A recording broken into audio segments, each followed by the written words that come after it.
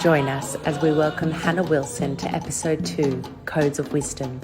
Hannah is a mother of 3 and a visionary who embarked on the path of freebirthing, bringing the youngest of her 2 into this world. Hannah is an artist, a businesswoman, and the visionary founder of Hand of Hannah, the Academy, and Alkemika Rosa. Her impact as a public figure echoes through her dedication to nurturing and guiding others. Hannah is a keeper of the codes, a medium channeling wisdom to support the expansion of a new paradigm through education. Her unique journey and extraordinary abilities align perfectly with the themes we explore in Wisdom in the Waters. With Hannah, we go on a journey to redefine how we perceive motherhood, education, and personal empowerment. Her work empowers us to reconnect with the ancient codes that resonate within us, guiding us towards a new understanding of life and learning. Stay tuned for our captivating conversation with Hannah Wilson on Wisdom in the Waters. Hello everyone, and welcome to episode 2 of Wisdom in the Waters, Codes of Wisdom. I'm so excited for our guest today, Hannah Wilson, and I would love for us all to welcome her to this live today. I'm just going to grab her. Thank you so much for having me. Thank you so much for joining and being willing to share your story. I know that you haven't really shared much of your birth stories, only little bits here and there, so I'm super excited to, hold space. I actually pulled a card this morning and it was so perfect. It's the initiation. Oh yes, I love those cards. Yes, so rite of passage, crossing the threshold, which is just like everything that we're speaking about today, which is very exciting. Time. Yeah. Awesome. Okay, well, let's get into it. Hannah, you are a mother of 3. You're a businesswoman, 3 businesses that you're running on your own as an independent artist. And let's start with your birth journey. Okay. I have some questions. But just if you wanted to share your journey. I know your first baby you birthed in the hospital, and then your 2 other births were really different. Really different births. Different births, actually. Yeah. So do you want to start with Ziggy's birth and then we kind of walk through, your birth journey? Yeah. So, my only daughter, my oldest child, Ziggy, she's 9. So this was, around a decade ago. And I was 23 when I fell pregnant with her, and it was a bit of a shock. And I didn't really know anything about pregnancy or birth or babies. In fact, up until then, I sort of was like, I don't ever want to have babies. Mm-hmm. So it was a pretty quick initiation into that realm for me. But intuitively, instinctively, I suppose, I very quickly began to unravel the threads of the modern birthing obstetrics world, and went down a path of really researching about. It's kind of hard to look back now and remember exactly where I was at then with it, with all the extra things I know now. But I know that, my focus there was very much how do animals do it, sort of like hypnobirthing, calm birthing. I couldn't afford to do that at the time, but I researched as much as I could. And also back then it was like, there weren't like Instagram accounts and stuff like that. There was like... You could just get all this information. Yeah, you had to really dig for it. Actually blogs and research papers and forums, that used to be a thing. So I spent like 6 months just like trawling the internet and books. I was getting books out from the library. I had this incredible book called Transformation Through Birth. And I just really knew that I wanted to home birth, but we couldn't afford it. So I knew that I really wanted to do everything I could to make the hospital experience as empowered as possible. I knew what I didn't want and what I might need to advocate for, and my partner was really well versed in that as well. So yeah, it was sort of, it was really very much the beginning of what led me to free birthing, 7 years later. Yeah. There was this very strong foundation then when I learnt a huge amount of information and really understood kind of the process of birthing and animals find somewhere dark and quiet and they just trust their body to birth and the process. And so that was kind of my focus, was trusting my body and just allowing the process to happen. And it was a beautiful birth. It was a really beautiful hospital birth. The second midwife never showed up because they were really busy on the ward. So the first midwife was basically like busy writing notes the whole time. Right. So you always had that space to birth your way anyway. It wasn't too on. Yeah. She was too busy. But she was a bit she kept trying to get me to go to the bed because I was in the shower. And she kept trying to get me to have the gas. Like she was really forceful on the gas. Right. I'd made it really clear I didn't want any drugs. I didn't want anything. Like I wanted intervention free. Anyways, I think she was just trying to make her job easier, and sort of just get me on the bed and get me quiet and whatnot. I think she was trying to ride it out. They didn't think that I was going to birth that quickly. Okay. So when I got there, like, you've got ages, and I'm like, the baby is coming. Like I am in labor.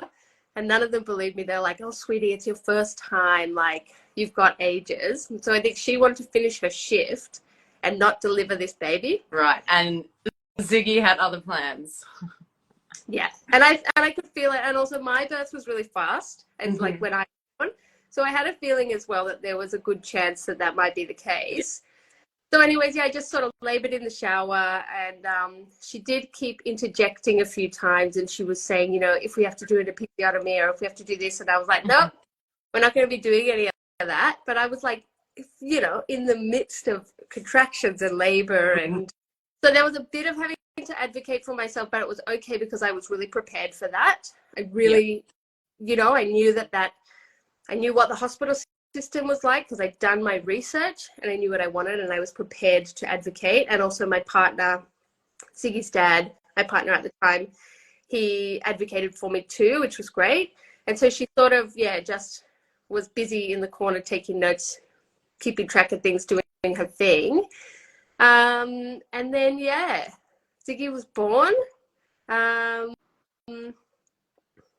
I remember afterwards feeling like it wasn't the most painful thing I'd ever been through. I couldn't think of anything more painful, but I was like, it wasn't as bad as I was expecting. Right, yeah. And I also remember, like, for many years, I suppose until I had Snow, being like, birth's not that hard. And, like, you just have to know what you're going in for. Just do it. Yeah. I'm like, parenting's not that hard. Like, you just have to this, and this. And then I had my second child, and I was like, that really humbled me. That really humbled me. And I was like, I was like so unfair in my judgments before because I had a really beautiful birth with Zig. I did my research, I did the work, but I also was lucky and fortunate that that's how that went. For sure. And same with Zig as a kid. She was so relaxed. She was so chill. Super easygoing. So did her own thing. Going like we all lived together. You, me, and Zig and others. Like she was just super chill. Always with the adults. Like easiest kid. And now, like my second child, Snow, he's the polar opposite. So I really was humbled a lot going into motherhood for a second time, and the birth was much more challenging too. So I was really humbled to realize that a lot of the things that I thought were all because I was such a good parent and I was so good at this were maybe just like the particular situation. You know what I mean? I'm sure you are a wonderful parent, but definitely having two children totally changes the dynamic. Yeah. And just different, right? They're all different. Like every birth is different. Like no matter how much work you do, every birth is different. Every child is different. Like even if you're parenting in the same way, the children are different and they have different challenges. And yeah, I think there was a lot of let's call it arrogance and ignorance that I had after having Zig because she was just so easy, you know? Yeah. But yes, so then Snow's birth, I fell pregnant with Snow. Again, it was unexpected. I mean, yes, it was unexpected in that But is moment. it ever really unexpected? You know, it's Yeah, unexpected, but it's like, oh, okay, I can see how that, you know, yeah. that And happened. when Darren and I first met, that's my partner now with the two boys. Yeah. When we met, I was like, we're gonna have a son. Like I knew, and we both knew. And I also think that for the first like year of us being together, that I felt pregnant basically every month, and then would just get my period at normal time. And it was like the baby preparing my body for like our frequencies to match. Really, like that's what this process felt like. So it was very early, like maybe you wouldn't even call it a miscarriage. The baby hadn't begun to grow, but I could feel that the baby would let. There. That spirit baby was around preparing your body. Yeah, and it happened for, I suppose, maybe like 9 months or something, I guess, now looking back. And then we did fall pregnant with twins. And then again, it was like an early miscarriage with them. And then after that, we actually broke up, and it was very tumultuous. It was a very dramatic time, like very dramatic. Imagine. Yeah. And I think we were just both a bit overwhelmed with everything, Yeah. you know, and our relationship had very much called forth in both of us all of our wounding, you know, like it had given us a space and opportunity to work through everything in a short amount of time, I suppose, you know, before we had children. So it was that initiation, that dark before the light at the end of the tunnel. Yes. It was heavy, it was intense, it was hard, like really hard.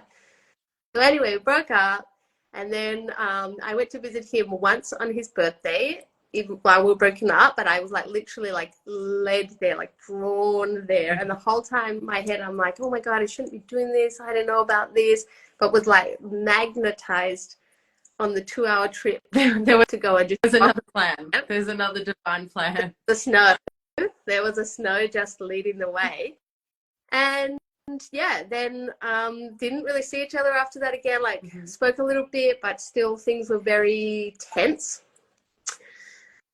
And then I guess 5 weeks later, I was like, well, my period's late, and did a pregnancy test, and was just like, I was just so shocked, and just like, how could this be happening? How did this happen? Yeah. Like we broke up, like, you know, like what is going on, you know? And anyways, I sent him a message, and I was like, hey, can we talk? And he was like, oh, I can't really handle any more bad news, because sort of just before that, a few days before that, I was like, hey, I'm done. Like and then, although I'm done, but we need to have a chat. And he was like, is it bad news? And I was like, oh, I don't really know. And he called me, and I was like, I'm pregnant. And I literally like heard his face crack into like the biggest smile on the phone. And he was like, right, I'll come and pick you up. And yeah, I was kind of like, oh my God, what are we going to do? Like, fuck, this is so, like, there's so much to deal with. I wasn't ready. Yeah, and he was like, oh my God, we're having a baby. Like he was super super excited. Yeah, he was like, everything else was out the window, you know? Yeah. And on the ferry on the way over there, I remember I was sitting on the ferry, I was looking out the window and just like, you know, in shock and like worried and anxious. And so like, oh my God, what are we going to do? Because I didn't feel that like an abortion was an option for me. I have had them in the past when I was younger, and there was no part of me that felt like that was on the table for me, you know? I was like, what are we doing about this baby that we're having? Like, yeah. You know?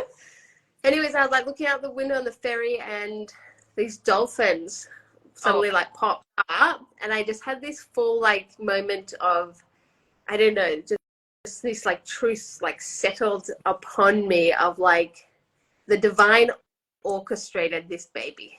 Like this baby has chosen to come here at this time with you two as its parents.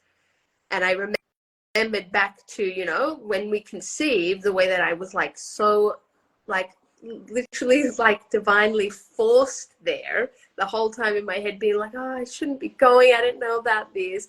And it was like, you know, magnetized there to create this baby. And here it was. And I was sort of like, I just have to overcome the things in my head that are not truth, right? The fear, the anxiety, the worry, the what ifs and the hows and all that stuff. I was like, that's, and I guess that's the job in life when you live. Like shift through and find what's like the real direction, what's the purpose, because there's always going to be that, you know, those anxieties coming up, the noise. And the noise, exactly. And you have to find the magic in the static. It's like, you know, the TV, the snow on the TV. Yeah. And, you know, like I'm very good at that. I live my life that way. Yeah. I'm like an expert at that. That's your work, quite literally. Work. And, you know, that is my embodiment. That's how I live, you know, but when it comes to someone else's life, and when you're having a baby, it's not just someone else, it's the baby, it's the partner. It's, you know, we both had daughters from previous relationships. Like we didn't live together. We weren't even together.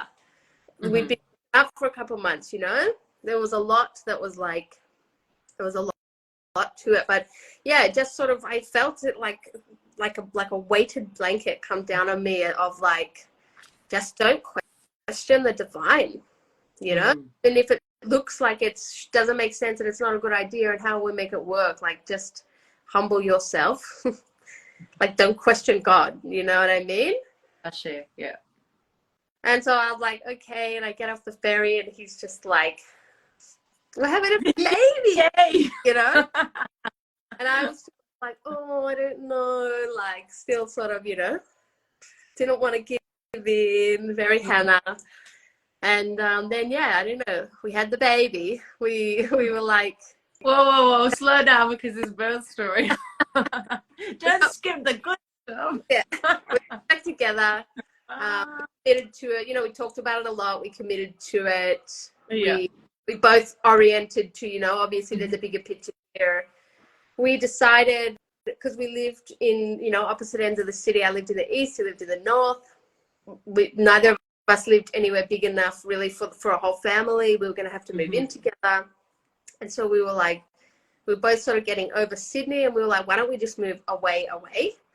So we moved up to, we attempted to move up to the Glasshouse Mountains on the Sunshine Coast, which is where I was born, and weren't really finding anywhere. We did have a friend who wanted to sublease to us, but the timing wasn't quite right.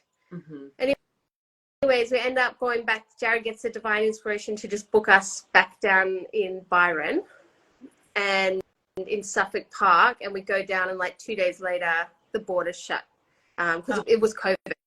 Yeah. And so, you know, Ziggy's father and Jared's daughter were still in Sydney, so it was important that we were still in the same state. So we're down there, the border shut, all our plans change. We're sort of suddenly in this limbo with like a couple months to go before the baby's due, and we're in this limbo of like not really finding a house. We're like, oh, do we now look in like the Northern Rivers? And it's really stressful. It was really uncertain. There was a lot of like, a few times, especially when we were really close to birthing, like one day we were in Nimbin and we were really close to having the baby, and I think we were in the Happy Herbs shop, and we said how we were like still looking for a house and we didn't have a home, and the lady was like, oh, I know 2 people who had a story like that, and she pointed to like a picture of like Jesus and I mean Joseph and Mary like riding into the inn, and she was like, it's like that story. And I was like, yeah, it's a little less glamorous than that story, but yeah. And in the end we just really surrendered. We ended up, we had been staying in like a caravan park in Suffolk Park, in like they had these villas there, and they offered us a really good deal to stay for a while because it was COVID. It was lockdowns and stuff. So they couldn't have people in anyway. So yeah, they sort of offered us a good deal to stay there. We were like, okay, let's do this. Like, here we are. I was so adamant that wasn't going to be my birth story of having the baby in a fucking caravan park. But again, I was like, I just have to surrender. And it was like the villa that we were in was really beautiful. It had 2 bathrooms and like a really big shower. So I was like, I can totally birth here. Yeah. Like, same size as the shower in the hospital that I birthed in, you know, like. Well, because we were talking, I remember we met up the last time we all met up with Chelsea, and you were quite, you know, ready to go. Or Chelsea, yeah. It was Chelsea then you, then me. Yeah. And, you know, you were like, oh, we still haven't, you know, I don't know if we're going to do hospital. You know, I think you had maybe 1 or 2 visits is that right? With a midwife or phone calls? No. Oh, with Snow, we saw one, a midwife at, like, their home birthing midwife practice. Okay. Yeah. And truthfully, I just really wanted to get measured and to hear that there was just 1 heartbeat. Mm-hmm. We said we can't do that in just an introductory. It was just like a meet and greet appointment, but then she did do that for me anyway. Okay. So I got one. But yeah, we didn't really have any antenatal care. I had 1 ultrasound in the very beginning as like a dating scan. Oh no, to check it too, because I'd been pregnant with twins before. And then there was no other antenatal care. Mm-hmm. And do you think this was just a bit of like with the moving and you guys being busy, so there was a bit of like, you know, a time you didn't really have the time to really even think about that? Or was that a conscious decision that you made that, you know, I don't really want to do checks, I don't want to get an ultrasound? Because I think a lot of people, a lot of mums or, you know, parents have a bit of fear around that, and I guess maybe it's a social, cultural thing where we have to go and get ultrasounds and we have to check that everything's okay. Yeah, I mean, with my first, I never questioned, can I go to this or not? It was just, this is what you do, right? Yeah. And I was actually doing GP care, which is when you have half your appointments with the midwife and half with the GP.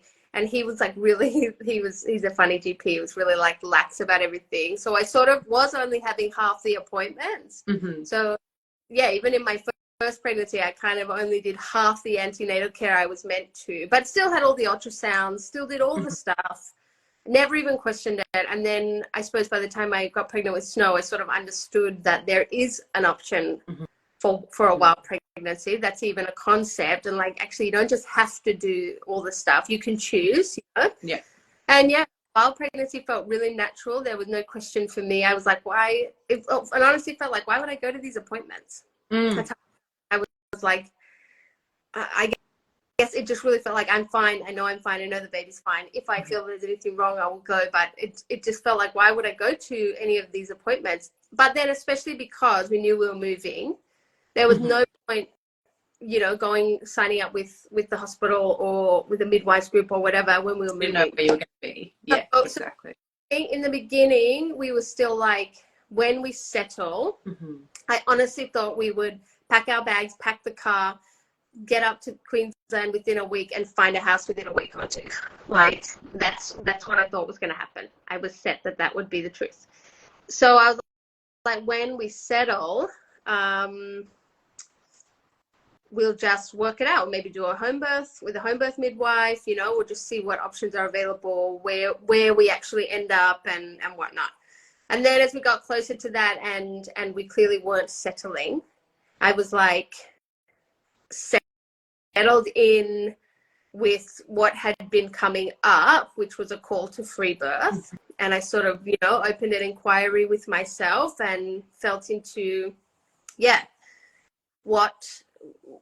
whether that path felt right and all the questions that go with that, you know, like, am I willing to take responsibility for everything? Am I willing to accept if things don't go in an ideal way? Like, what would be something that would be the moment that I decide to transfer, like, you know, all these things. And I actually went and spoke with my friend, Rachel, whose house we were going to sublet. She's the Elysian Heart on Instagram. And she had just free birthed her baby, like 6 months before. And I went and spoke to her and I said, I feel really confident about the birth, but I'm really worried about the placenta, because in Ziggy's birth, in my first birth, as soon as the baby was out, the midwife put the Pitocin needle in my thigh. Didn't ask me, didn't mention it, just did it. Wow. Which is such a violation that is just so common, right? Mm-hmm. Like It's a common practice. Yeah. And so after that, quite quickly afterwards, she was like tugging on the umbilical cord, and she's like, oh, I can feel that the placenta's gonna rip, which like now I'm like, well, of course it's gonna rip if you're ripping it off. But like now, like at the time I actually remember being so shocked. I had to deliver I didn't know that. So even in all my research and everything, I got to that part and was like, wait, what? I didn't realize there's a second birth to come out. I didn't realize it would be like a full birthing. Yeah. And so the delivery of the placenta in Ziggy's birth was quite traumatic. I remember it hurting a lot. I was having the gas then. I was like huffing on the gas. It doesn't actually take the pain away. It just kind of like gives you a bit of a dizzy. And so you're there like breathing in this gas. It's kind of making you feel sick, and kind of distracting you. Yeah. So I had this beautiful, drug-free birth, 5 hours, so amazing. And then very quickly it became quite traumatic. The end bit with, I had 2 stitches as well, and the delivery of the placenta. I remember both those things being quite traumatic for me. Mm-hmm. So when I was talking to Rachel, I was like, I feel totally confident with the birth, but I'm really scared about the delivery of the placenta. And she said, so was I. She had the same situation happen with the birth of her first. And she was like, so was I. I was so scared about the placenta. She was like, it was so easy. It was so natural. There are things that you can do if it feels like the placenta's not coming, but you just wait, right? Mm-hmm. Like when you're in the hospital setting, or even a lot of the time with home birth midwives, there's this pressure to get it out, birth the placenta within a certain time. Whereas in free birthing circles, in unassisted birthing, there's people who have had their own placenta, or clients of theirs come within 24 hours, and it'd be perfectly fine. So as long as the mother's not losing too much blood, as long as the mother feels fine, as long as the mother is sort of checking with her body, it can take time, right? So Rachel kind of opened my eyes to that, and I was like, that had sort of been my one thing that I was feeling a bit funny about, and she made me feel confident after that. So we talked about it, and it just felt like, it felt really natural. It didn't feel like it had to be a big conversation and we had to tick boxes or question, there's this or this. Like, we obviously had conversations and there were practicalities, but it just felt really natural. And it felt also like life was sort of guiding us towards that. Like, we didn't have a house. We literally couldn't book in a midwife. Yeah. We couldn't book in a hospital. Like, I think I did call in the end to see if I could get into the birthing center at Byron, and they were like, you're too close to your due date, which I had thought would be the case. And I was kind of just checking anyway. I didn't really feel like I wanted to go that route. That's because it's like that continuous care thing. Like if you're too close to your due date, then they haven't been able to monitor you. So it's kind of like covering their own. Yeah. Yeah. For sure. Also, I mean, a lot of places are booked, right? Like, I'm sure you're the same as well with your doula work. Like, you get booked in advance, right? So I didn't know the free birthing thing. I fully just skipped over it then in the story until you asked, because it was it kind of felt like a no-brainer in the end. Mm-hmm. Like, there wasn't even really much question about it. There was just sort of, well, here we are, and this is the way things are aligning. Also, at the time, it was like the height of COVID, and I was seeing stuff of like women birthing in hospitals, and they weren't allowed. They're birthing. The other parent had to leave straight away if they be there. They'll be made to birth in masks, or their babies being kept away, like kept from them. Yeah, and all this horrific stuff. And I was like, I don't want any of our family near any of that. Like I think hospital birth in Australia has enough very questionable and at times harmful practices as is, let alone to add that whole level of fear and, insanity and all of that was going on in that COVID time. So there was really no part of me that felt like we should be in a hospital setting. As I said, there was still part of me that was like, maybe we could do home birth midwife, but the further we got down the track of the pregnancy, it was just like, it wasn't aligning that way. It wasn't unfolding that way. It didn't really make sense. It wasn't, like, that's just how it all aligned, and it felt really natural and really right. And so we planned to free birth. My planning was just to be really in alignment with myself, was to just continue dropping in with myself and the baby, to work on, any fear I had of, potential outcomes, and to just, really find that place in myself, that center of that truth and that alignment and just that trust. I knew that the whole thing hinged on being able to trust my body and my baby and myself enough to know if we need to go to the hospital or if we need to call an ambulance, or, you know what I mean? Definitely. And you had this second birth with Snow was actually quite challenging. I remember us speaking because of people don't know, he was born in the end call. Yeah. So his amniotic sac was still intact. Yeah. So can you tell us a little bit about that? I'm sure it was very beautiful. Yeah. I mean, looking back now, I don't know if this is actually the way that it was, but at the time, I felt like Snow's birth was so painful. Like the contractions, the whole process was so painful in a way that Ziggy's birth wasn't. Ziggy's birth kind of started with the waters breaking, like classic Hollywood, you know, like a full gush of water kind of thing that rarely happens. That's actually what happened. But in Snow's birth, I woke up that morning and I knew that today was the day. And I had a really sore back, and Jared was like, why don't you lie down on the floor with your legs up on the wall? It'll help your back. And I was like, yeah, I'm going to do that. And I did that. And then as I got up from that, I heard felt like a pop. I was like, okay, yeah, we're definitely going into labor. And it was the mucus plug. Oh, wow. Yeah. So I was like, okay, we're having the baby. Thank you. Let's go into Jared. Yeah. I'll go down and do some shopping. And we went into the Woolworths, so we did this huge food shop. And then we had lunch at Foxy Lou's, and we were eating little bows and having contractions at the table.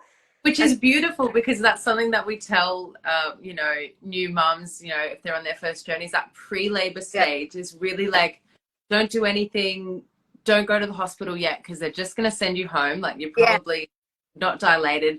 Watch a movie, go for a walk, go shopping. Have a rest. Yeah.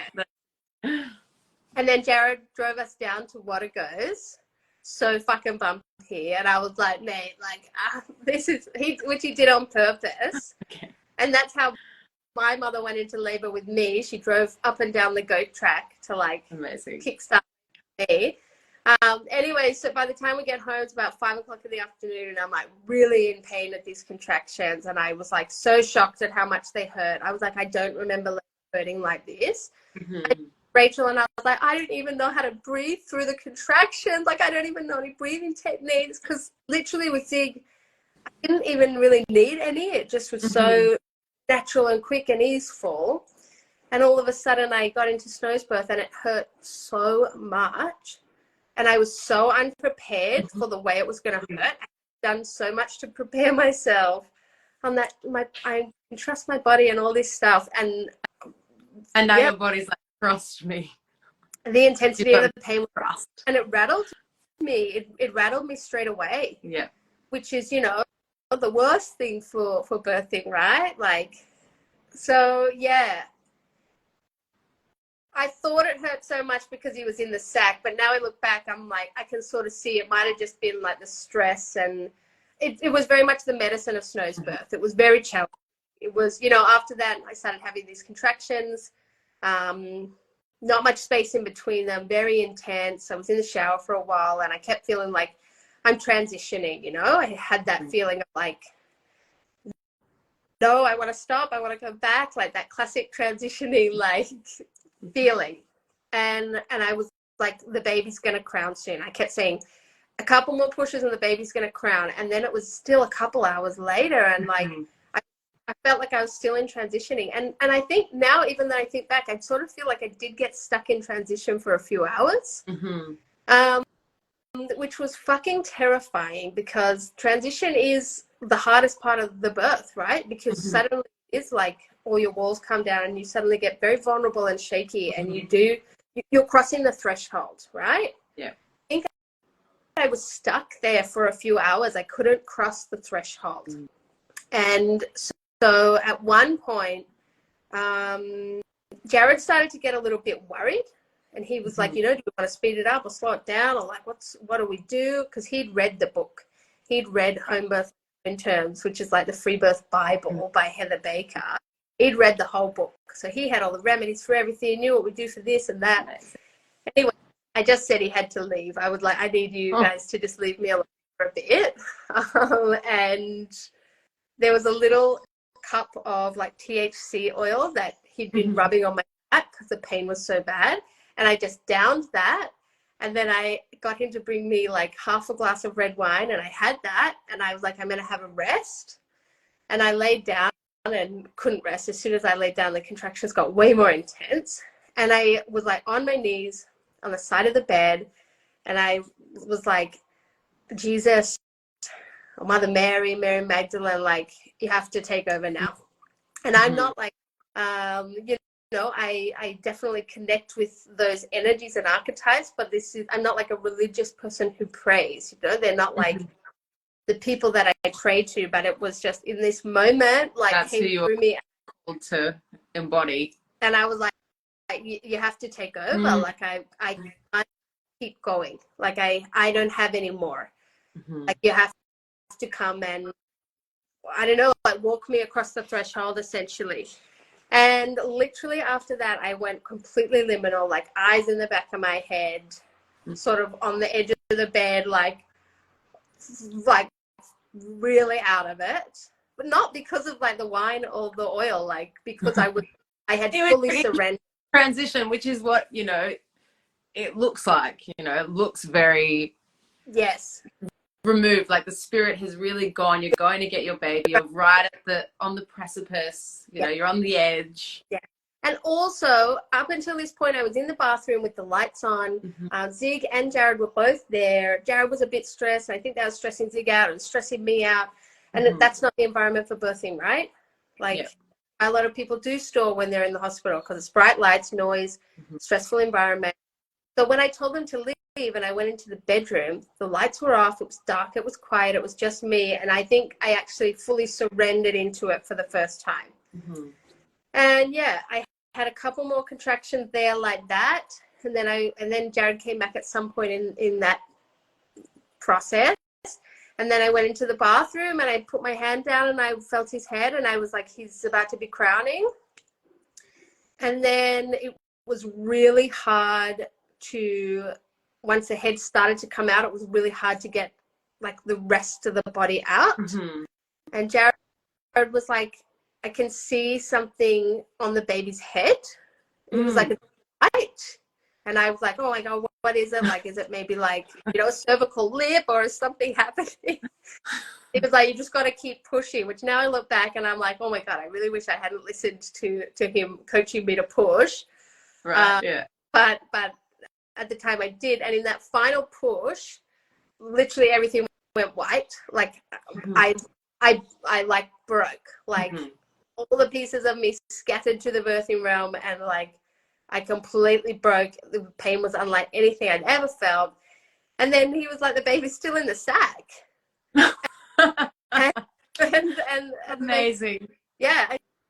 I don't even really remember. I can't remember much from right after the birth. I think for the next 48 hours after Snow's birth, I was in shock. Like, I was shocked. I was actually in like physical shock with adrenaline through me, which again, total opposite of what you want when you're birthing. And I also can see a lot of amazing, because usually, you know, when they're born in the end call, like in the sack, it's, you hear it with a water birth, or, you know, they've birthed in water, but you would just dry on land. Yeah. but he's just, you know, fully intact, which Yeah. would have been incredible to see. Yeah. I wish we'd got a photo or something, but it was just us, you know? Nah, let's see it. It's in the story. It's in the memory. In the story, yeah. So then we sort of both just picked the baby up, and as we did, the sac just burst, and then I picked him up, and, you know, like looking back, I can see just how much I was in. I'm surprised I even managed to birth the baby, considering how much I was in shock, you know. He wasn't. He was blue, obviously, because babies are when they're born. He'd literally come out of the sac that second. He wasn't breathing yet, again, obviously, because babies take a little bit to start breathing. Like, I knew all of this, but I'm like, God, he's not breathing. Like, I got really panicky. I'm like hitting him on the back, which Jared says, you weren't hitting him, you were tapping him. But I felt like I was like, you know? Yeah. And I was just so, yeah, it was really, I was just on this like shock autopilot setting that it really took a few days to come down from. And yeah, he was totally fine. He started breathing. He was absolutely fine and perfect. There was nothing wrong at all. We moved into the bedroom. I was just holding the baby. I don't know, doing whatever you do just after birth, just being in it. I just had a baby. And then maybe, I don't know, 10 minutes later, maybe even less, I just said to Jared, I need you to take the baby and get me the bowl for the placenta. And he was too slow, because I think he thought there was heaps of time. And so, like, as I was getting up onto my knees and like passing him the baby, he was still sort of looking around to get something, and then the placenta was delivered. Like, it was so easy. The thing that you were most worried about was like, it was so easy. Yeah. And yeah, the placenta just slid out. It was no worries. It was all fine. We ended up keeping him attached to his placenta until like maybe like 12, 15, 18 hours later. Beautiful. Which I hadn't planned to, but it just felt right. And then, yeah, about 24 hours after giving birth to Snow, I was like, there's something in my vagina. Like, maybe I'm delivering a little bit of retained placenta or something.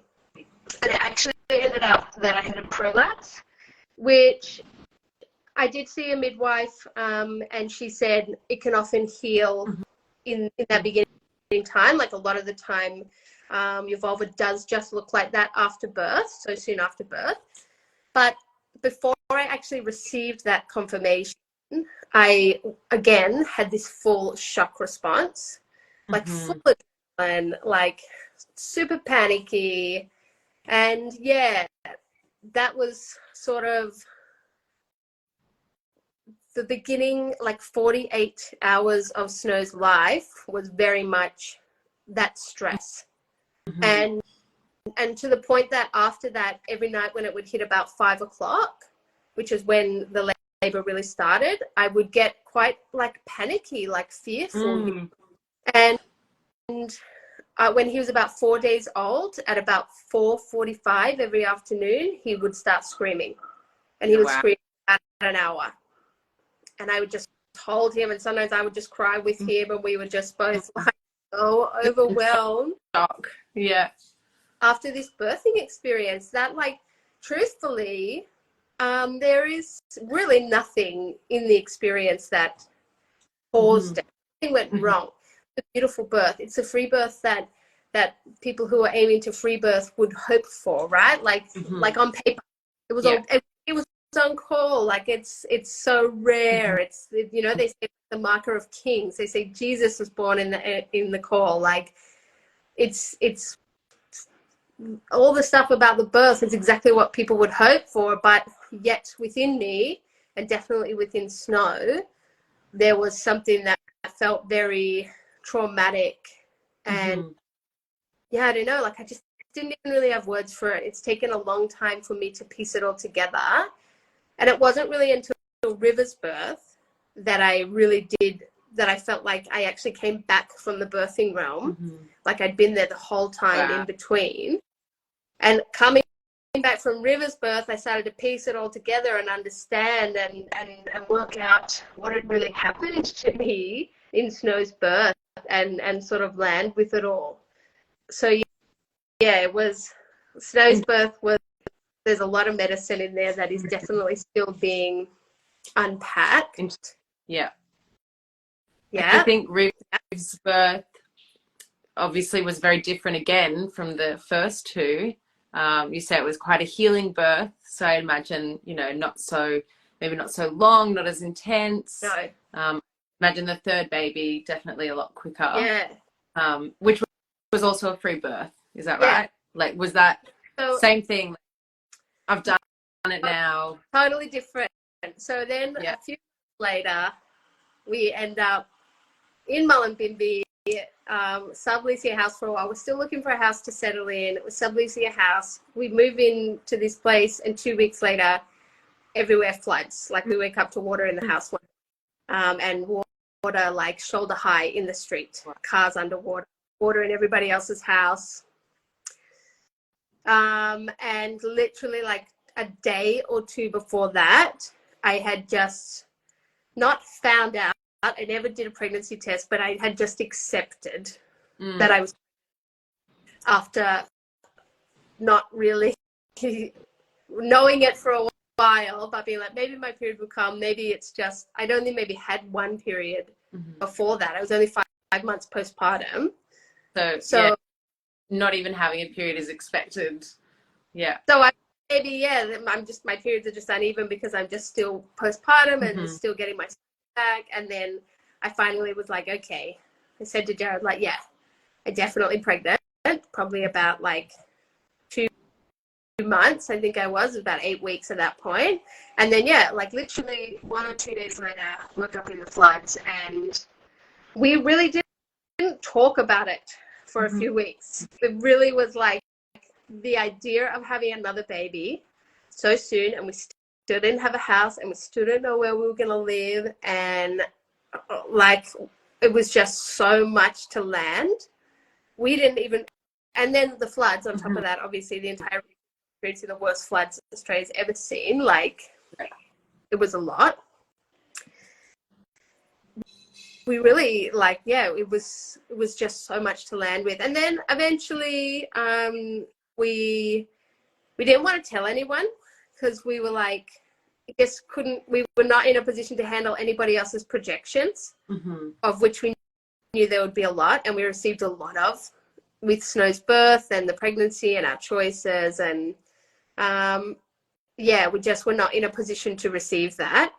So we didn't tell anyone. We actually didn't tell anyone we were pregnant with River until I was about like 8 months pregnant, maybe 7. We didn't even tell family or anything. Like, we didn't tell you guys, like no one knew. I remember when you told us, we were like, what? Yeah. Which is beautiful. I think it's, you know, it's like you say when like you're going into labor, it's not a time to text everyone or let everyone know it's happening, because, you know, you don't want that influence. You don't need it. It's your moment. Yeah. You know. Yeah. People they always have their opinions and their projections, right? And normally it doesn't really bother me, but we had just been through so much, and with so much uncertainty, and we were holding so much, that we just were like, just couldn't deal with it.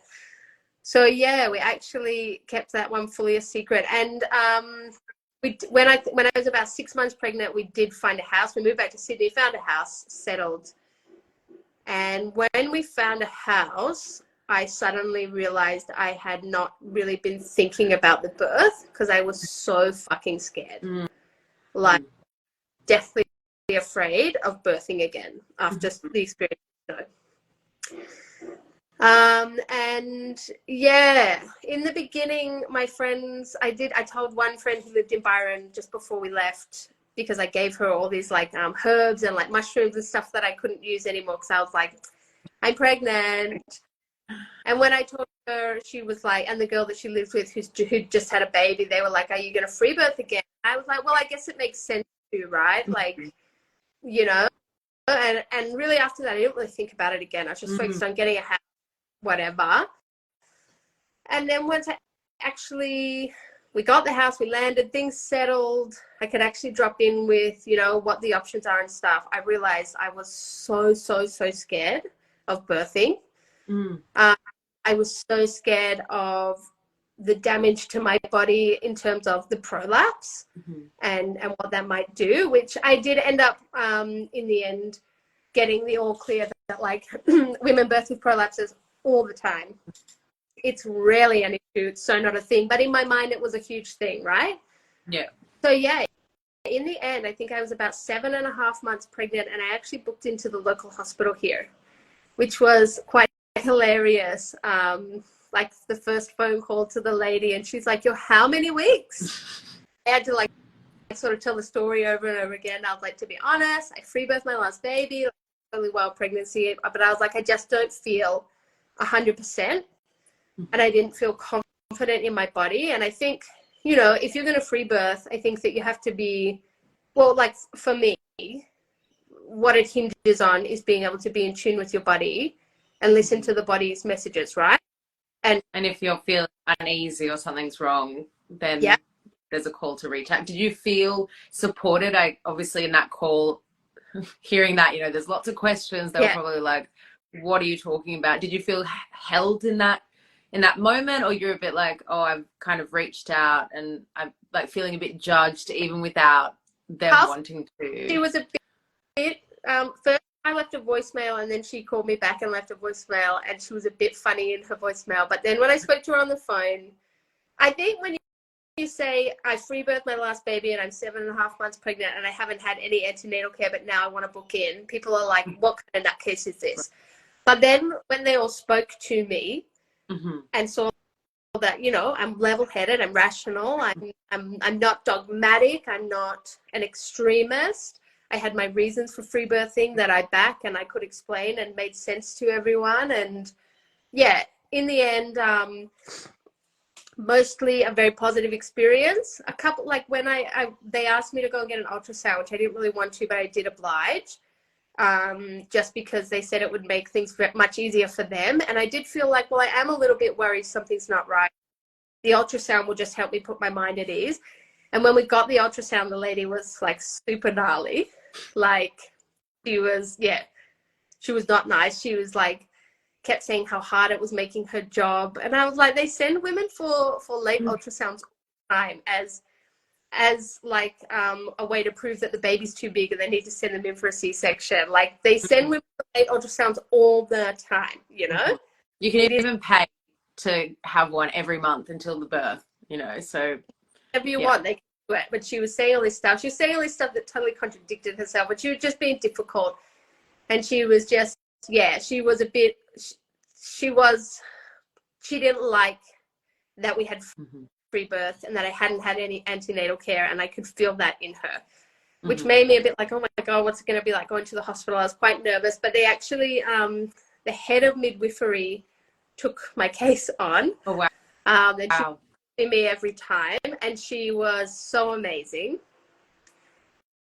From the beginning, I just like taught her straight up everything, you know. I said about the free birthing and the while pregnancy, and I said, I'm just not feeling 100% this time. I am a bit worried. I don't feel good in my body, and I feel like I just really need to check that everything's okay.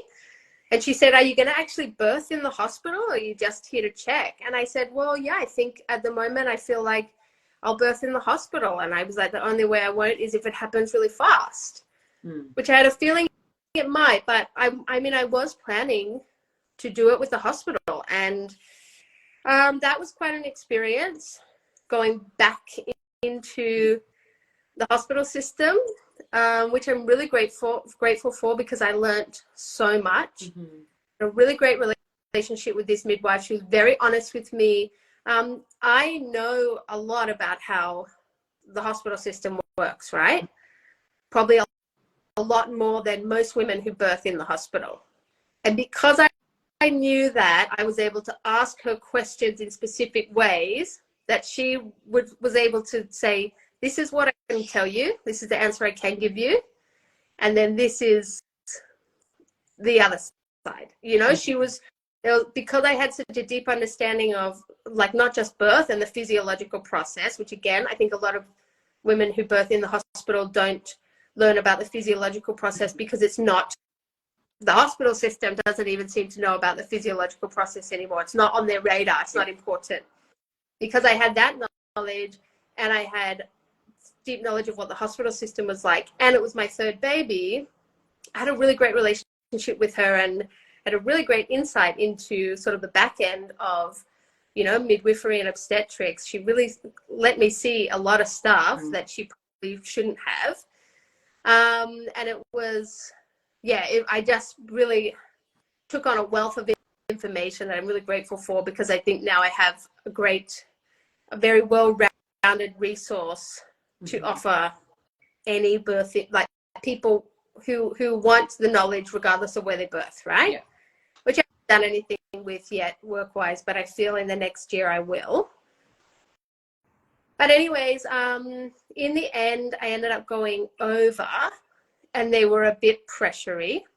Oh, and actually, even before that, one day I called up the midwife and I was like, she was like, what's wrong? Like, you know, why are you calling, sort of thing? And I was like, I need to ask, what would the process be if I wanted to have an elective cesarean?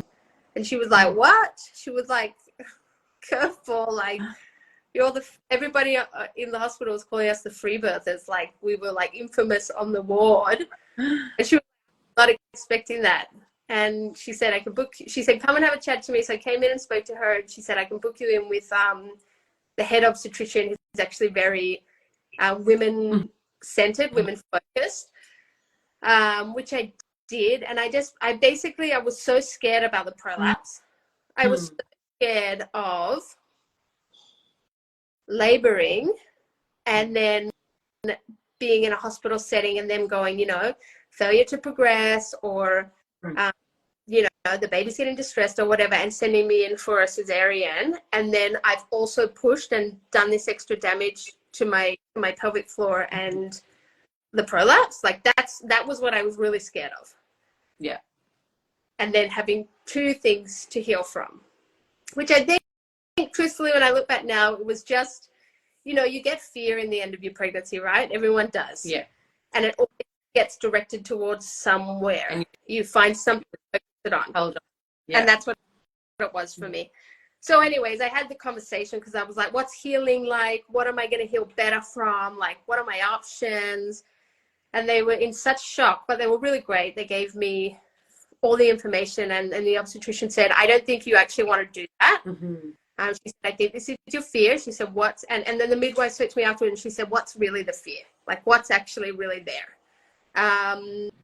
They said, you can have some time to think about it. We will support whatever you want to do. But they were both like, I don't think that's what you want.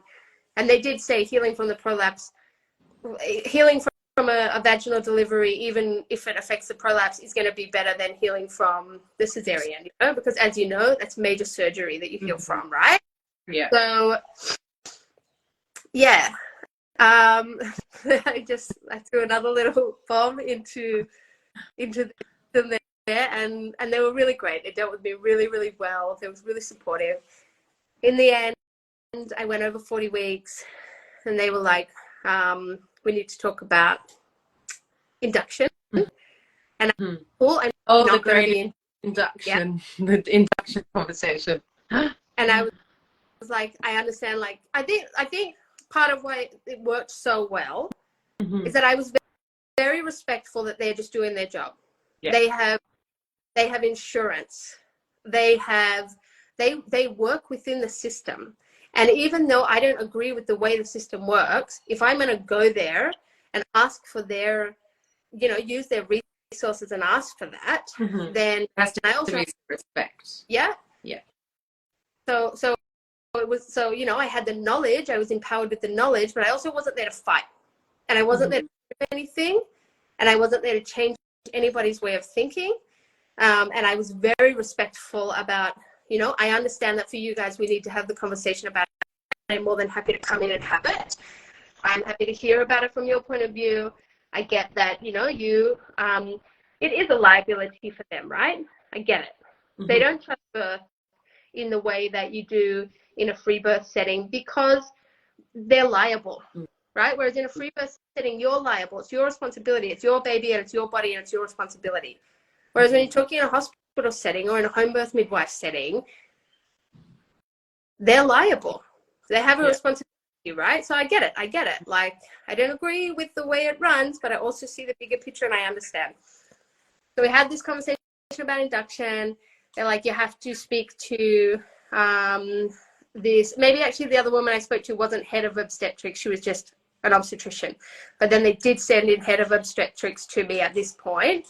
They wanted me to have an ultrasound just to check the fluid, because they were like, you know, as of midnight tonight, when you hit 41 weeks, your placenta is going to start deteriorating. And I was like, well, that's not totally a fact, is it? Like, but okay, alrighty. And I was like, cool. So if you check the fluid and everything's fine, fluid's fine, placenta's fine, baby's fine, I consented to heartbeat monitoring then. I said, what then? How much time do you give me before we have to have the conversation again? And she said, I want you to come back every 2 days to monitor it. And once you go into labor, you're going to have to be on constant monitoring. And they were like, and I said, can I come in every 3 days? And she goes, well, she said, I would have said you have to come in every day, but I compromised to every 2 days.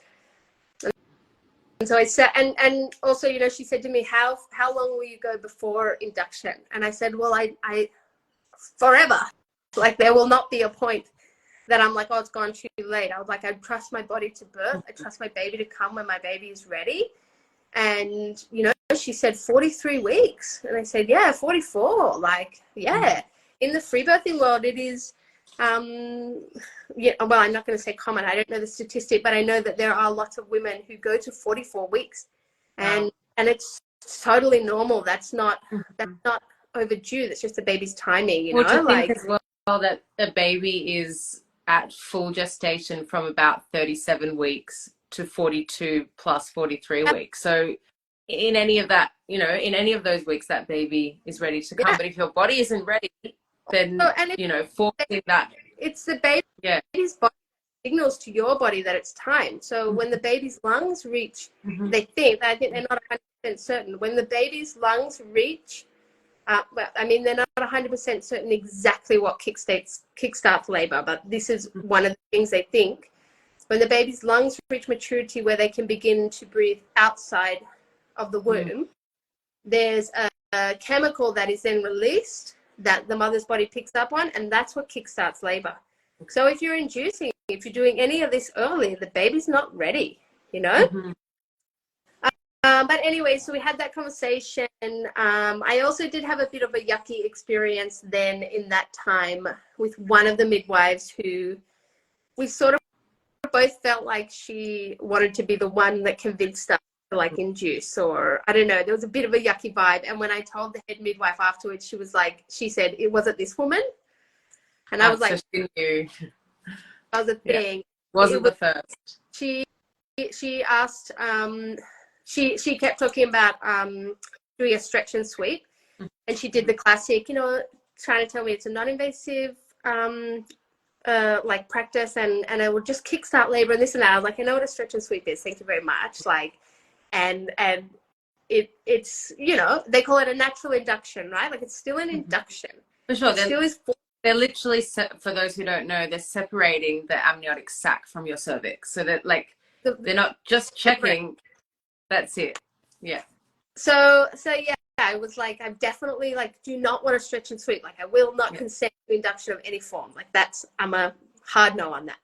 Anyways, at one point she said, while we were waiting for this head obstetrician to come in and have this chat with me about how we move forward, she was like, do you feel like you're dilated at all? And I was like, yeah, I feel like I'm sort of been labory for a few weeks, which had been the case with my other labors. Like, I feel like I labor for a few weeks and then have relatively quick labors. You know, the first was 5 hours, second was 7, the third was 3, because I feel like my body really, over those few weeks, goes through the process, right? And so she said, do you think you dilated at all? And I was like, I don't know. Like, I'm really not sure. And she said, do you want me to check? And I was like, yeah, okay, you can check. So I did consent to a vaginal examination because I wanted to know if I was dilated at all. But I had made it like so clear many times I would not be having a stretch and sweep. When she had her fingers inside of me, she said, while I'm here, will I just do a quick sweep? And I was like, no, and I need you to take your hand out now. Mm-hmm. And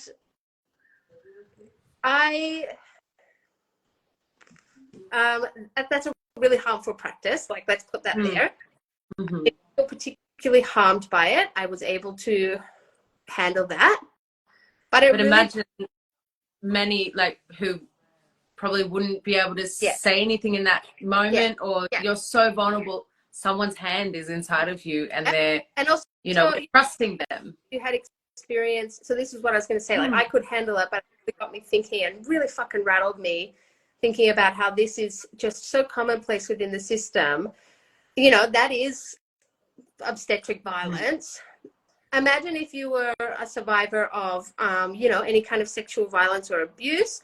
Being in that moment, you really might not be able to advocate for yourself. You might not be able to say anything. It might be very triggering in the sense of what it would bring up in terms of, your power and your autonomy being taken away in that moment. Or if you had experienced previous obstetric violence or birth trauma, things like that, and even if you haven't, like, that's still, it's such an abuse of power. It was very sick, and it was probably, that was the worst experience I had in the hospital with that. Just one midwife. Everybody else had been great. Everybody else I met was really great, really respectful, really met me, didn't judge me, didn't judge our choices, was very open. It all felt very, parties, we're obviously on opposite ends of the spectrum, right? And yet we were all able to meet in the middle and have really respectful conversations and really respect the other person's approach and view. And I was so surprised by that. And I was really encouraged and like heartened to see that change happening. And I really think the head midwife had a lot to do with it. Then, there was this example of this midwife who was very much still in that culture where she felt like it was her job to convince us, and it was her job to make sure that I got that baby out. And she was the one saying, as of midnight tonight, your placenta will deteriorate and your baby will be at risk. Your baby might die, pulled out the dead baby card, all the things. So, I'm really sorry that happened to you. And thank you for sharing, because I think it's so powerful. And that's, the only way that this can change is, by speaking up and feeling safe to do so. I think that's the most important, for sure, takeaway. Yeah. And it's important for women to know that it's very common, but it's not okay. You know what I mean? But I think it happens to a lot of women, and they maybe don't feel good about it, but they don't realize that there was anything wrong with it. They're like, oh, that's just the way it is. But like, there is something wrong with it, and practitioners definitely don't have to manage you in that way, right? It is a choice that they make.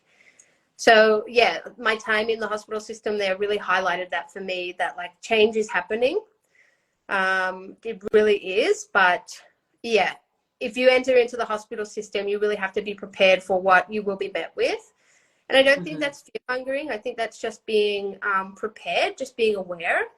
Just like if you were going to climb a mountain, you would be prepared for what the conditions were going to be like, right? Like you would want to understand everything about how it's going to be. And I think it's the same with the hospital system. Like, it's really important to just be aware, right? To just understand what it's like and what their intentions are.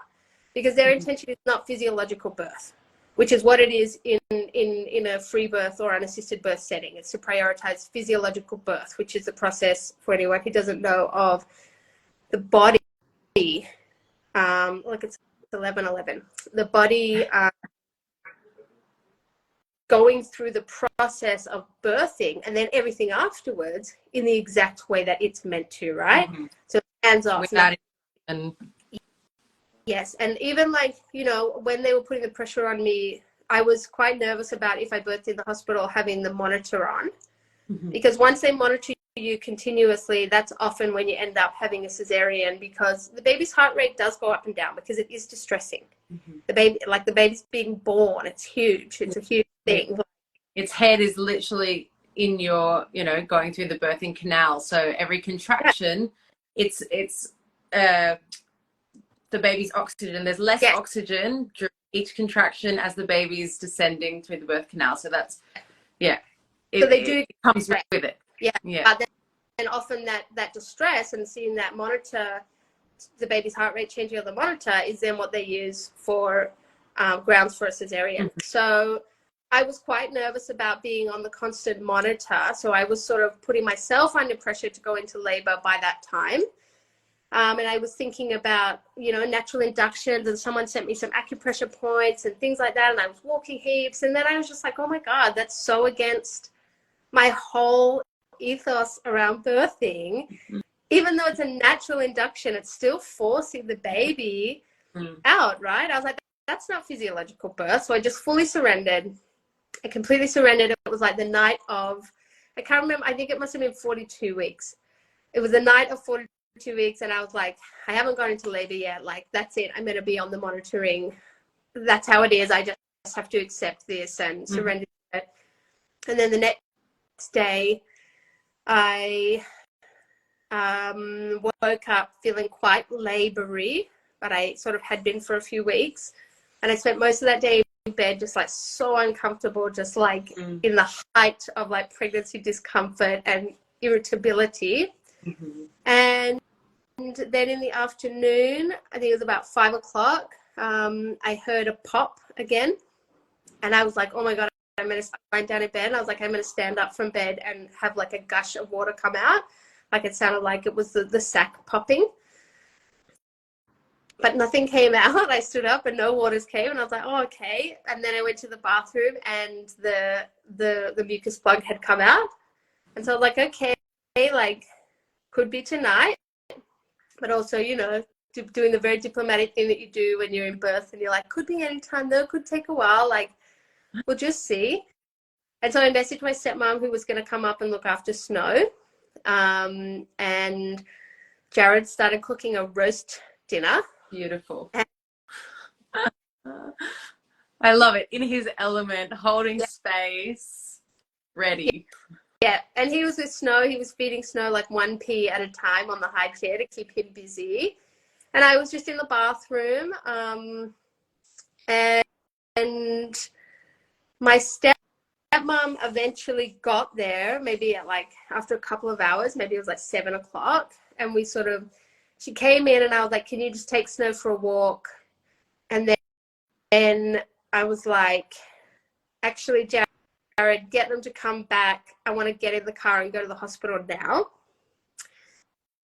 And then they came back, and I was like, oh no, I was like, let's put Snow to bed and then we'll go to the hospital. So get them to come back. And then I was like, he ran out to do that, came back in, and I was like, actually, I'd put my hand down there and there was all this blood. And I was like, actually, get a towel. I'll send them out again. Get a towel. The baby's coming. Amazing. So right up until that point, I still thought I was going to the hospital, you know? Kind of. Like it was there. I think I held it there in my head as like a safety net that made me feel like there was no pressure on me. I'm just waiting it out, right? Yeah. I'm not laboring. I'm not having the baby, waiting. Like there's no pressure, and it just kept me really calm, really relaxed. I didn't push at all. I employed, because I was so scared about my prolapse. I used these 2 techniques from B at Core and Floor Restore, which like she's amazing. She's a midwife, but she also is a physio she's a PT. I don't know if that means physiotherapist or anyways, whatever. It doesn't matter. That's not irrelevant. That's irrelevant. She's really great. She's really she has a podcast called, I think, the Rebellious Birth Podcast or something like that. We'll have to check it out. With another midwife, and they really prioritize like physiological birth and choice and informing people. And anyways, I'd done a little workshop of hers. It was like only like $10. It's specifically about like labor and pushing in the pelvic floor. and she talked about the fetal ejection reflex. And she said whenever she was being a midwife and women were laboring and they said, I feel the urge to push, she would always say, great, don't. And so her whole thing was don't push ever. When you feel the urge to push, you do either the horse's breath or the ucha. So the horse's breath is, or ucha is literally ucha. And it just helps to soften everything. And then eventually the idea is that you get to the fetal ejection reflex and the body just pushes the baby out. Right. So there's no pushing. So it takes all the pressure off the pelvic floor. So yeah, I just literally spent 3 hours in there, like on the edge of the bathroom seat, just going, ooh, ja, and the horse's breath. And that was it. I didn't do anything else. I was alone for the majority of it. It was just dark. It was just me. I was just there focused on that. And then, yeah, like I said, I was like, bring them back. We'll put Snow to bed and we'll get in the car and go to the hospital. And then I was like, actually, baby's here. Send them out again, get a towel. And then I was like, I can feel the head crowning. And so Jared was down, like ready to get the baby. And then actually it was the waters and they burst all over Jared, like a gush of water all over Jared. And then I was like, oh my God, it wasn't even the baby. Like, oh, we're going to be here for hours more. And then all of a sudden, there comes the baby. Yeah. His head came and his whole head came out and he was just there. Jared was just watching him. And then it was a little bit of a wait before the next contraction body came out. And then, yeah, I was just like, wow, we just had the baby at home. Like we weren't prepared at all. We didn't, the midwives thought this was the funniest thing anyone had ever said. When I said to them, well, we're not prepared to birth at home. We don't even have any puppy pads. And they were like, puppy pads? What do you mean? And I was like, oh, those like the things that you put down on the ground for dogs to, like puppies to wee on that like soak up the wee. Like the first time we birthed, we had them all around because birth is messy, right? Yeah. So yeah, I was like, we don't even have any puppy pads. So we didn't have puppy pads. We didn't even have any extra towels. I think we ended up like ruining all the towels that we had. We were completely unprepared, but I knew I had the tinctures at home, like the stop bleed tincture, the placenta release, and one other. So I knew that if I did birth at home, that was sort of all I really wanted to make sure, like, you know, I didn't think I would have any issues bleeding, so I haven't before, but you never know. Always good to be prepared with the tincture, but I had it there. So yeah, I felt safe to birth at home. There was nothing like, I think it just kind of goes to show that a lot of the time you don't really need anything, right? You really just need you and a safe and quiet and dark environment, which is exactly what this birth was. Like Jared wasn't even really there. He was with Snow. Yeah. And yeah, we walked out of the bathroom and I sat down on the bed. And after maybe a minute or so, I was like, oh, let's check what the baby is. Because the whole time I was pregnant, I was convinced it was a girl. And we were saying she's here, she's here. And then I checked and I was like, oh my God, it's a boy. And yeah, it was such a big shock. And then that was Riv. And it was like, it was just so healing. It was just so redemptive. And as I said, I felt like I had been stuck. A lot of pieces of me were scattered birthing realm until I brought them back when I had her. And the birth was so easy. It was so blissful. I really cannot recommend the breathing techniques enough. I think that was like the major change, and the not pushing. Not pushing was a really, really huge game changer. It took so much mental pressure off as well.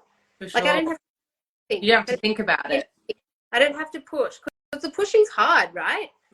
Mentally, physically, the pushing's hard. And I think that's where I went wrong in Snow's birth as well. It's like right from the beginning, I felt the urge to push. Right. So I really tired myself out. And I really think that's where the prolapse came from as well, you know? So yeah, with Riv's birth, with sort of this, I suppose each birth I gained in the lead up, I gained new understanding and skills. And to the point that by the time of Riv's birth, like with Ziggy's birth, I did all the deconditioning, you know, and I really understood systems, like, and I sort of started to learn about actually like natural birth. And then with Snow's birth, I really worked on the trust piece and the responsibility piece, and that, you know, being prepared that like babies can die in labor, right? They can. Mothers can die in labor. Like, just because you're not in the hospital doesn't mean that things aren't going to go wrong or things aren't going to happen. Like, medical emergencies do happen. So there was the piece of being able to fully accept and take responsibility for whatever may happen, and whether it still felt like the right path for me to free birth. And then by real birth, I sort of learned those extra tools right at the last minute, and I had to face a lot of fear, and I had to really fucking hold myself to get to the point of even being ready to birth him. And then, yeah, it was the most easeful, the most beautiful, the most blissful. It was a culmination of learning all these different things, you know? That got you through each birth. There was something, definitely. Oh, amazing. Yeah. Thank you so much for sharing. Thank you. And I know everyone's going to get so much from your birth stories. And I think that's, you know, a big reason why we created this space, is to really share, and, you know, for someone to watch and take something away that they, you know, may not know. Birth workers, parents, new parents. So super grateful. Yeah. And thank you for creating the space, because that is important, you know, like seeing other people doing it in their own way, and then that opening a possibility for you as well. And, you know, we are so fortunate that right now we live in a time where there is all this information available to us. Definitely. And I think, you know, people discount anecdotal information in favor for, you know, scientific research and stuff. But I actually think that, you know, if you have critical thinking and common sense, then anecdotal evidence and people's stories and their experiences, especially in something like birthing, because it's so varied, can be so invaluable, right? Definitely. Yeah. We didn't even touch on your beautiful work and your businesses. I don't know if you have even the time to chat about that. Yeah. You let me know. We can keep going if you like. I do. Yeah? I mean, amazing. I do have the time. I think, you know, like the work and the birthing, they have tied in together so seamlessly, and all the skills and tools and capacity that I gained and created through both of those avenues have just seamlessly kind of worked with the other one, you know? Definitely.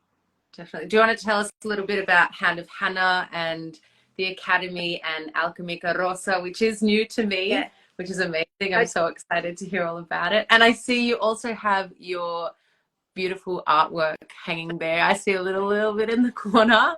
Yeah, that's the code. There's another one up too. Oh wow.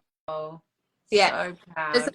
They are connected with the Alkemika Rosa work. Yeah.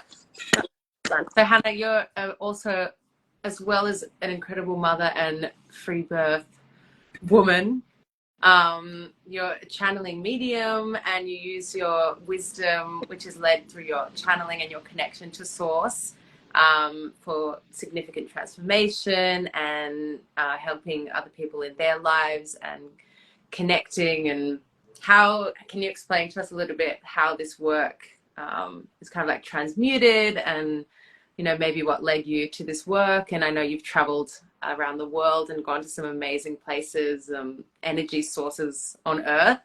And yeah, I'd love for you to share a little bit about that, because I think it has everything to do with your story and even your birth stories, you know? Yeah. That intuition and that knowing, and how that ties into your work. Yeah. Yeah. I guess all my life I was sort of tuned into something and always sort of called towards the magical and to nature. And yeah, I suppose like it's hard to pinpoint like one specific time when it started. I was always sort of that kind of weird kid into witchcraft and things The like witch, that. yeah. Yeah. And, you know, I mean, my stepmom said something recently to me about, like, even when I was young, I was very aware of my emotions and the way that I felt, and had a very keen ability to sort of recognize that in other people and put words to it and stuff. So I suppose, you know, I kind of feel like these are skills and abilities that I have incarnated with to really bring to the planet at this time and bring to this work.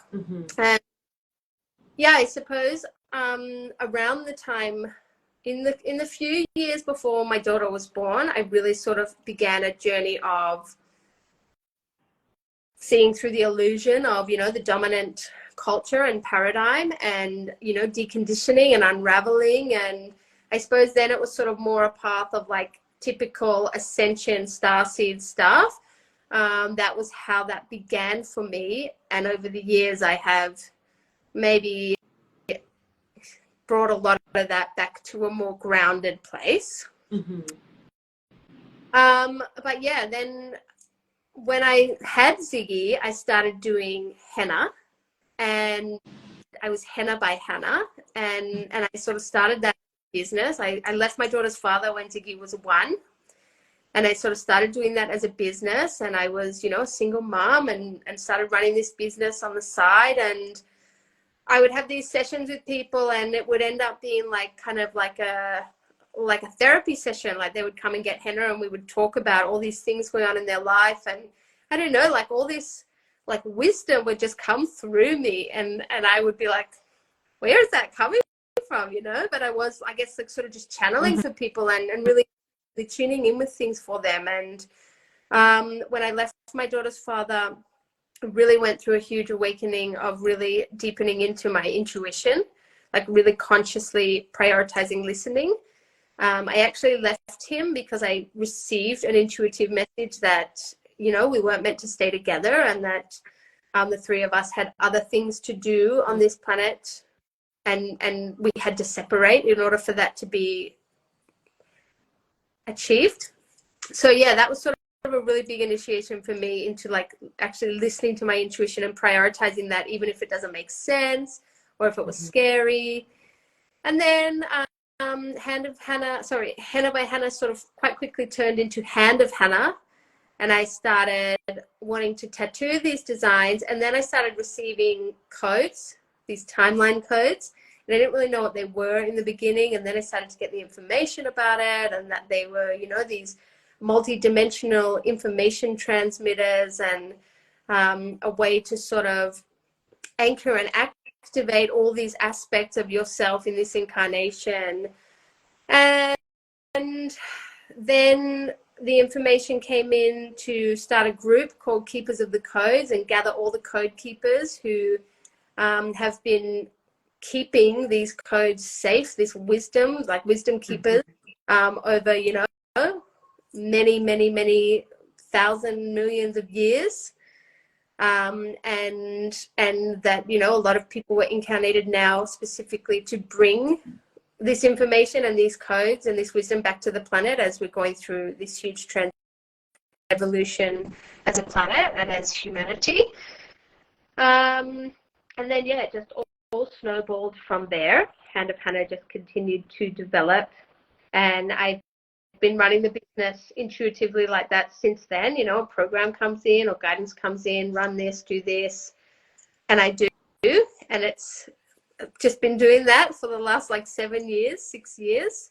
And then in 2021, when I was pregnant with Snow, it came through to start up the academy, which is like a future paradigm education platform. And I really had the vision of one day this being like kids start education in this, you know, there's no more traditional schooling where we learn indoctrination and bullshit that doesn't matter, and we learn to be obedient, good boys and girls. Like none of that. Actually, like true information and truly understanding the human, and understanding our interconnectedness with each other and with nature and with everything, and essentially preventing the paradigm that we currently have of trauma, right? Like so many of human issues are just based in the fact that we're all really traumatized. Even if you have good upbringing, like this dominant culture is traumatizing because it is strayed so far from our nature, from what is innate to us, and that's suppressed all the time. And then we are conditioned into all these things that don't make sense. And as parents, we're like traumatizing our children by not giving space for them to be as they are and feel as they are and express as they are and experience the world. Yeah, and even things like, many of us were raised being told, like, if we were upset about something, being told like, oh, it's not that big of a deal, or like whatever. And so now as adults, we don't have the capacity to be with our emotions. And so we just put that on people we're in relationships with, and then they put their trauma back on us, and it's just this constant cycle. And like, even when Snow was born, and I was saying that he had that thing where he would cry every day, I just held him and I just let him cry, and I just let him process it. And I was quite certain he was processing birth trauma, and I didn't try to quiet him. I just was there with him. I was holding him, I was supporting him, and I was allowing him to move it through, and it stopped. It did take a few months. It moved through, right? And I think that it is such a thing, we're so disconnected from our nature that we constantly shut down emotional expression in ourselves and our children and others. And that's just one tiny facet of it, but that does lead to traumatized individuals, and it leads to an inability to be with our own emotion and other people's emotion, and this causes all these problems, right? So the vision with the academy was really having children learn from a very young age how to be human, how to be divine humans in the most innate and healthful way. And sort of starting by like deconditioning the parents, giving the parents a space to learn and understand and activate that remembrance within themselves, activate these codes within themselves, and then raising the next generations like that. And then Alkemika Rosa is the work of mine that is specifically to do with the rose codes. And so this is like the Magdalene lineage, the rose lineage. This is specifically DNA codes to do with sacred union, which is the internal sacred union of our polarities, our masculine and feminine aspects, our yin and yang. Essentially, it's right relation, it's harmony, not just balance, but internal harmony, which is the innate DNA structure of the divine human, is this internal harmony that then turns into harmonious relationships based in right relation with each other, with the planet, with everything upon the planet, so and you offer like one-on-one guidance, and I know you hold containers where this knowledge is channeled. Can you tell us a little bit about how we can come and work with you, or some of the offerings, because I know you have some beautiful offerings happening all the time, but then, you have some, or where a space, come onto your page. Is there like, how can we connect to you and work with you? Definitely, following Hand of Hannah is the best way, and then also getting my mailing list, which I can I'll put a post up or I'll put a link up. But just following the Hand of Hannah page on either Instagram or Facebook is the best place, because I haven't really set up a page for Alkemika Rosa yet. That work with the rose codes is very much like people come to me. I haven't had to like set up the website or anything like that. People are just sort of into it and reach out. So like at the moment, I'm taking 3 women through a 6-month initiation, and next year I think we will do a year-long initiation with the rose codes. And the academy stuff, I don't really know what's going on with the academy exactly at the moment. It's in a bit of a state of flux. Everything comes through the Hand of Hannah page though.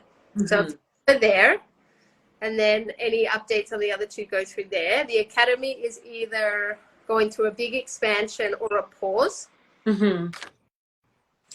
There's something shifting there. It needs some shifting, but I'm listening. I'm just letting that unfold. We'll see what happens. Yeah. I'm just plugging this phone in, the charger. 1 second, it might do something crazy. No, we're all good. But yeah, the academy might be asking to be held by some more people now, you know? Mm-hmm. The intention with the academy was always to bring in other practitioners, to not really have me working so much in there like I do in Hand of Hannah, holding containers and stuff. The intention was always to have other practitioners coming on board and sharing and really making it like, you know, like a global education system covering all these different things. Yeah. So yeah, that is developing right now. Something's moving with it. Mm-hmm. And for us to get to work with your codes directly, I know that within some of your containers you offer, you know, like a download or a print. I have one, like a handmade code. I even, when you spoke about back in Hand of Hannah, which is like kind of when we met, I had a few of these healing sessions with you, which at the time, you know, I guess it was just us hanging out and doing tattoos. You know, that's when you were, you know, tattooing. I have some here and back of my legs. No, I have the legs. No. Oh yeah. And one on your. Oh yeah. I don't know if I can on the. Yeah, I remember. Codes. But yeah, that was like a beautiful at the time, not really knowing. You know, people often ask me, "Oh, what are they?" And it's kind of like, "Oh, they just have always like they were always meant to be there." Yeah. I can't tell you what they are, but you know, like what do they mean? Oh my God. And I got the dots there and across here and up here and on my legs, and it's the same. It just it's like they're an energy flow, an energy director. They were just meant to be. Definitely. Yeah. But yeah, was the question how to work with me like that? Yeah, like to whether it's, you know, getting I know a lot of people have your work tattooed on them, whether it was done by you or they've gone through you and had someone tattoo the codes on them, or I know these prints are really new. Is there like a way to like work directly with the codes, you know, every day? I know you had the abundance codes and had that container happening, you know, so you can work directly with these codes in your life, whether it's like a printed or on your phone screen.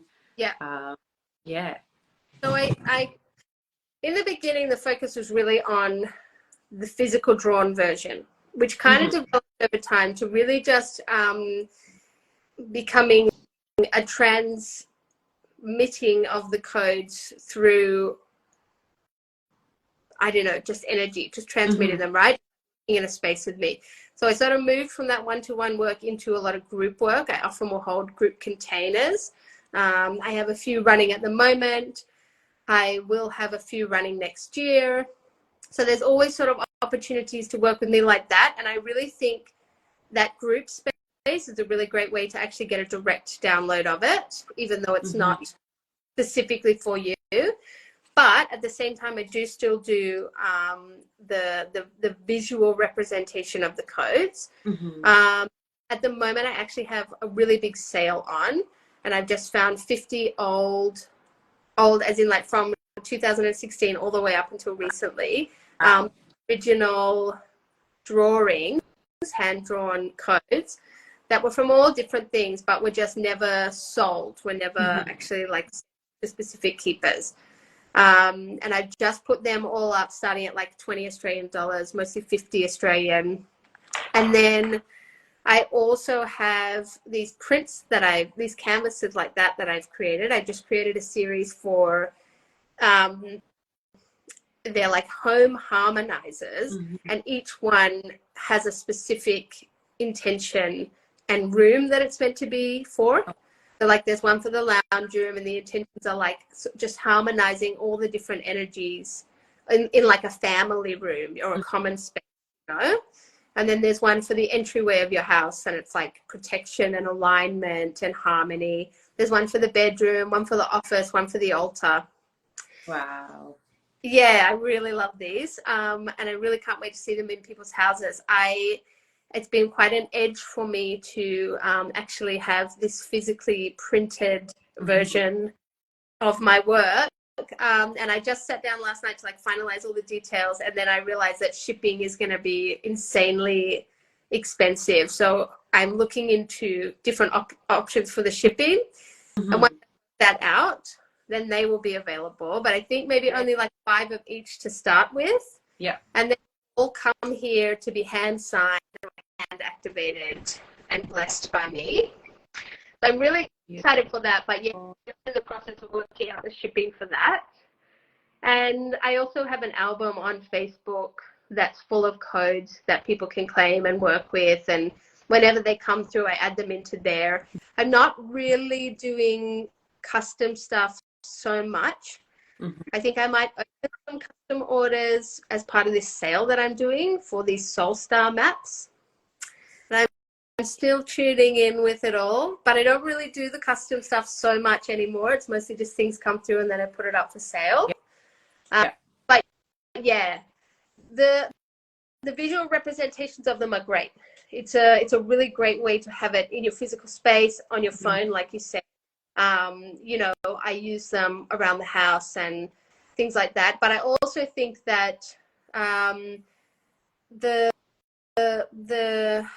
sharing and activating of the codes in a group setting or one-to-one setting, but I don't really work one-to-one that much anymore anyway. I mostly do group stuff.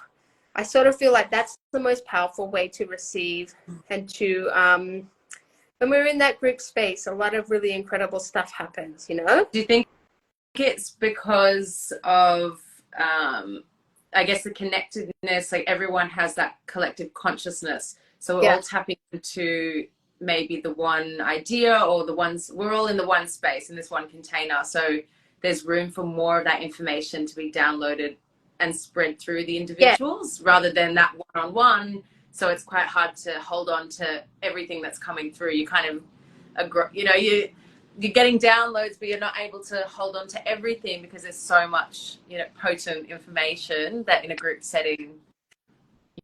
I also think there is an amplification that happens in a community setting or a communal setting, right? There is, an amplification of the energy, an amplification of whatever you're working with that happens in a group setting that when you work one-to-one, it's often just like the practitioner bringing through and delivering it to you. And sometimes there is creation, but I find, in the group setting, there's more space for the energy to move. There's more coding, as in each person's coding, for it to move through and then take on more information and then move through the group and then be amplified. And I just find it to be a really powerful way of working. Amazing, exciting. Well, I hope that if there's anyone out there, they reach out. I'll be definitely sharing your sale and these codes and all the information to how to find you. So all my programs and stuff, I'm going to be putting them all on sale as well for a lot of a discount. I'm going to do a really good discount on these and create some bundles and stuff for people who perhaps haven't worked with me before and want to sort of go through where's best to start. Because for the last few months, I've been really receiving a message that next year and beyond is going to be quite a big time for us on planet Earth. I think that we're sort of seeing that begin to play out now. Kickoff has just begun. Yeah. Last, you know, I think since 2019, since, you know, beginning of COVID, we've been in it. We've been in it.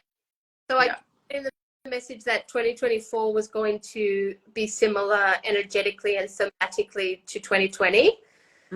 Which at the time when I received that message, all I could really relate it to was lockdowns. But, you know, maybe it's World War. I don't know. I don't think it is. But, like, you know, something is happening, right? Like, there are big movements, there are big shifts. Energetically, it's going to be a big year. Physically, in what we're seeing in the world, it's going to be a really big year. And so I'm currently running a container called Eye of the Storm. But I knew, and that's very much for being able to like anchor in as the eye of the storm as the chaos gets louder. But I knew that that would only be a relatively small group of people who were ready for that work, and that there would still be so many others who could benefit from my work as we go into next year. Mm-hmm. So I was like, let's do a really big sale and put it all up for like a really good price and just make it a real no-brainer to invite people to anchor into the work, because that's the best way that we can prepare as we go into, you know, tumultuous times, chaotic times. The best thing to do is to bring our focus back to our own internal world so that we can be really conscious of how we show up in the external world to make those external changes, and not making them from our own trauma, from our own anger. You know, anger and pain and the indignation that we're all feeling at the moment are definitely major movers, right? Like the revolution is from all those things, but also we want to be aware of what we create post-revolution is not based in the exact same energies and coding of what we're trying to tear down, right? For sure. So We don't want to be mirroring that space. We need to be in it. I think that's, like we were saying before, it's that initiation. It's like in your birth stories, it's that dark, the storm, I have storm, you know, we're in the midst of it. We need that, the world to kind of be turning upside down, because that's where revolution takes place. But to come out of it on the other side with purpose, and like you said, not holding the same energy. So my ethos is that, like, you know, the revolution plays out of the external, and that's the burning and the chaos and all of that, and that's very much part of the process. But while that happens, where do we put our focus and what do we work on? And from my point of view, we work on what we're holding inside of us, our own traumas, our own shadows. How are you able to be with what you're feeling, and how do you hold yourself? How do you show up for yourself? And just taking this radical self-responsibility, which is one of the programs, for what's going on in your internal world. Understand that we are all intrinsically connected. So when I work on my internal world, I'm also working on the external, right? Gotcha. Yeah. So there's a sale going to be going on. It's sort of just started a little bit, sprinkled a little bit. There will be more to come. So just following Hand of Hannah is the best way. Awesome. And I feel like we've touched on so much, and we could honestly talk for hours and hours. That's the best. That's the best part. That's the best part. But as we explored, you know, things of birth, motherhood, education, empowerment, do you have like a piece of advice for anyone that's embarking on this journey, or that is searching for, you know, on the similar path of self-discovery and transformation? Do you have like a little wisdom gem? I know you have actually definitely follow Hand of Hannah and all her amazing work. But one of my favorite offerings that you do is your daily vibe. Oh yeah, I have been doing that for a while though. I know, but when you do it, it's great. It'll come back. But I'm always on there, like, you know, yes, this is for me. Always, you know, super connected to everything that you share and all your wisdom. But if we had like a little, you know, closing piece of advice, what would you like to share? I think when it comes to birthing, parenting, when it comes to running a business, when it comes to showing up in this world, you know, in service, when it comes to getting through the revolution and you know, the conscious evolution of our planet, the major key piece is like knowing yourself, right? Like coming home to yourself, trusting yourself, being so in tune with yourself that you're operating off your own internal guidance system. So in a time that is loud, and I mean that in terms of like the external world is loud right now. When you're birthing, when you're a pregnant person, a birthing person, when you're coming into parenthood, it's fucking loud. Everybody wants to give their opinion. Everybody wants to tell you, whether that's a doctor and a midwife or just people on the street or people in your family, it's loud. When you go into business, when you show up in service, it's loud. Same thing. People want to tell you how it's done, what you should be doing.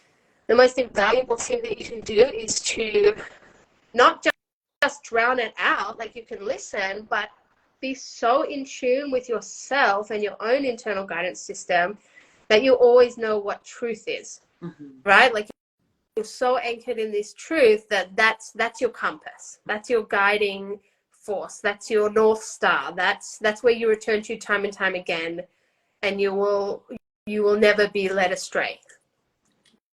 Amazing.